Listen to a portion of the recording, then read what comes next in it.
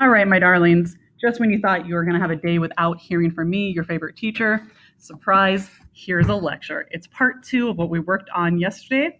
I know that when we ended yesterday, you were thinking, but wait, there must be more that I need to learn. And surprise, there is.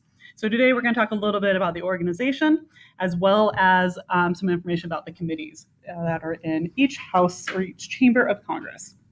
So for the organization, the majority party is going to control the leadership as well as shape the agenda, which means they get to decide who gets to be in power as well as what is going to be focused on in both the House and the Senate.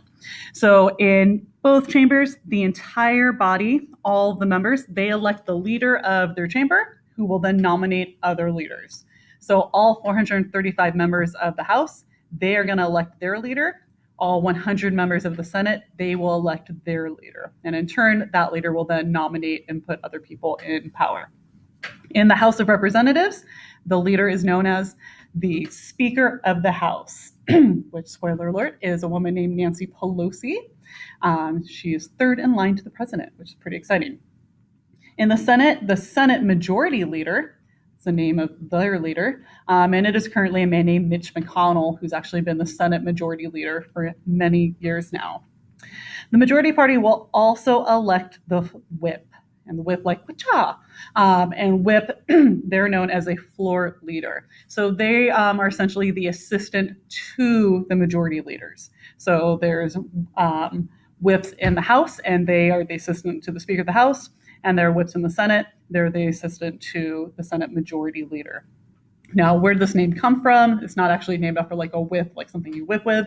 It actually means like that they whip around Congress. So they're constantly whipping back and forth between the party leadership and the members of their houses.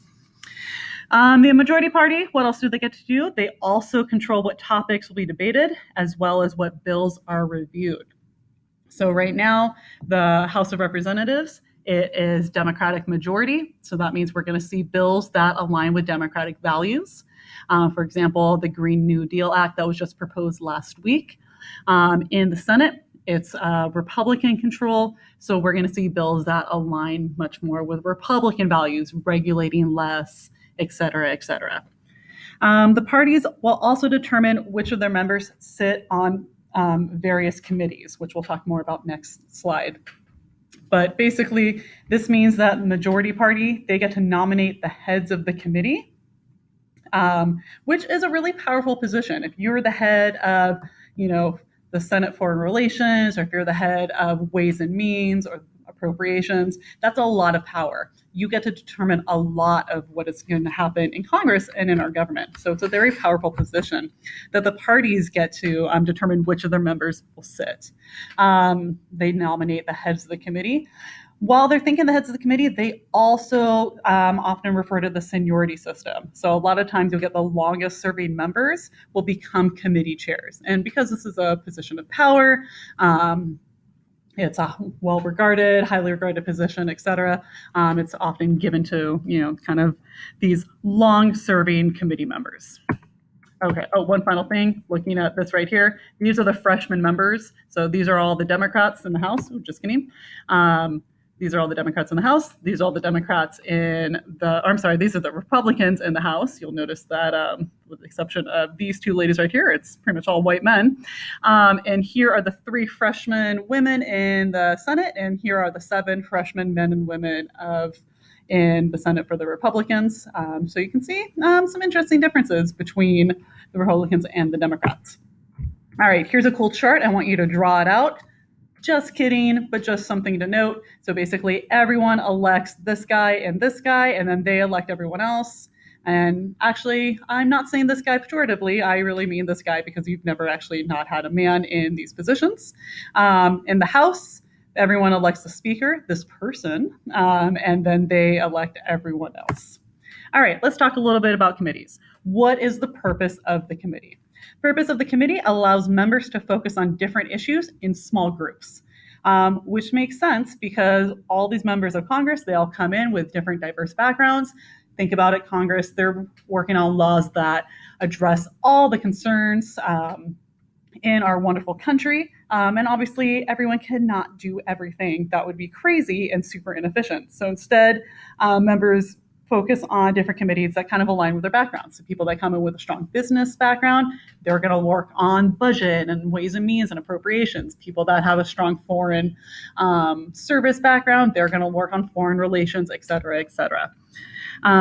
So in these committees, that's their purpose. They allow the members to focus on different issues in smaller groups.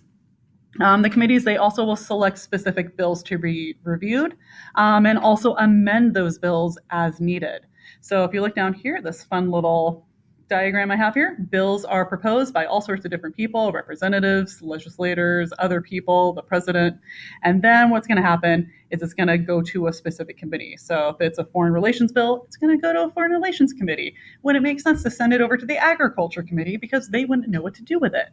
And so in the committee, they are going to select the bill and they're going to review it. They might amend it as needed. They might also hold investigations. So if they need to review more information that pertains to a bill or a law, they could also hold the investigations. Now, you can see here, there's a lot of different places that a bill can come from. And next week, we'll actually look at the bill making process. Spoiler alert, you have some notes on that from the textbook. So bills can come from lots of different places. Not every proposal of a bill gets reviewed. A lot of times these committees will be like, that bill sucks, and throw it out. So they get to decide what they're going to focus on, which is a lot of power. And if you are the committee chair, you are the final call on that. So you get to say, I'm not going to look at that bill, even if everyone else in the committee wants to. So lots and lots of power. All right, finally, we're already on our final slide. That's exciting. Just a little bit about the committees. So there are 4 types of committees: standing, select, joint, and conference. So standing committee, this is going to be a committee that is always continuous, regardless of who's in the administration, regardless of who's in Congress. Standing committees always continue. And you can see here are some examples of the House standing committees. Here are some examples of the Senate standing committees. You can see that there's actually a lot of similar ones: appropriations, armed services, budget, energy, et cetera, et cetera. So they're always continuing regardless.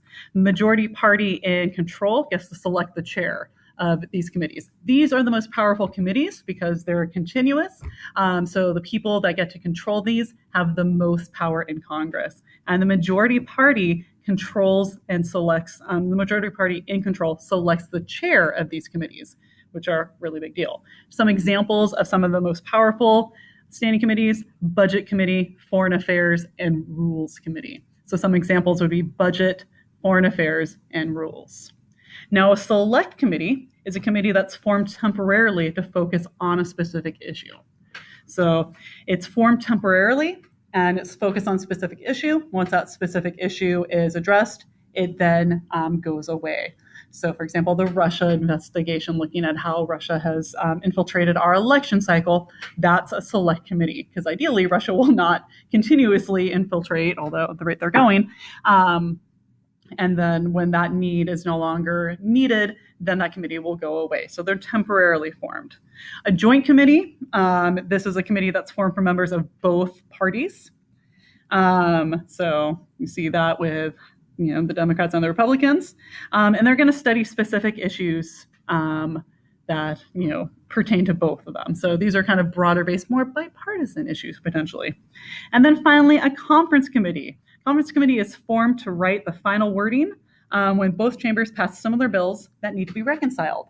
So if the Senate passes a bill that's blah, blah, blah, blah, blah, and then the House passes a bill that's blah, blah, blah, blah, blah, blah, then a conference committee is going to look at those 2 bills and they're basically going to align them because, spoiler alert for the bill making process, the bill has to be approved, same bill in both House and Senate.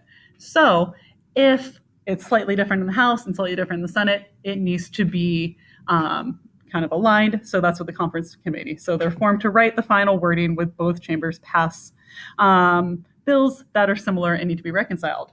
So that is all, my children. Don't worry about that. So to review a little bit, we see the organization.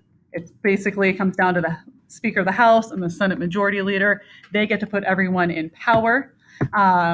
And that's essentially what the committees are for. And the chairs of those committees, especially the standing committee,